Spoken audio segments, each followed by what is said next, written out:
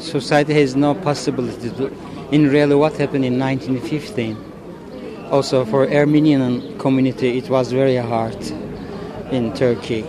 With the book publishing and publishing documents, articles, in 15 years, more people, the righteous people, could have a consciousness about Armenian genocide. And now there are more people has a feeling what happened in 1915, and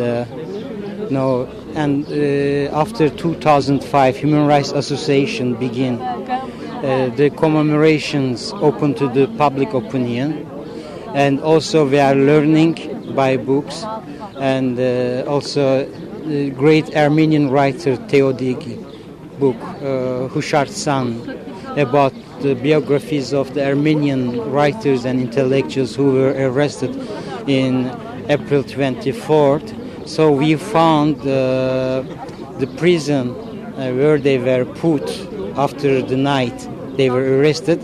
This building was old prison of the Istanbul Mehterhane, and now it is a museum. So we want to remind people what happened to the intellectuals, the writers, the journalists, and the leaders of the Armenian society, and what happened later to all Armenian people by genocide. So 24th April was the first step of the Armenian genocide. Trials, but the distribution is harder now because of the growing monopolization in Turkey, also growing of the different kind of censorship. Because of reactions of some fascistic nationalist people, some booksellers are afraid to sell, or because they are nationalists, they don't want to sell. But there is internet selling, it saved us. For example, we publish Armenian Taboo 5,000 copies. It is the first book, but it was banned, so we believe it would be more possibility to read, but 5,000 is a good number for Turkey as beginning. Also, we published Vakın Dadrian 5,000 and Musaler, 40 Days in Musaler by Verfel. We printed more than 10,000 copies for print. We don't organize. I came here especially on behalf of all the organizations of the European grassroots anti-racist movement, I mean 30 European countries.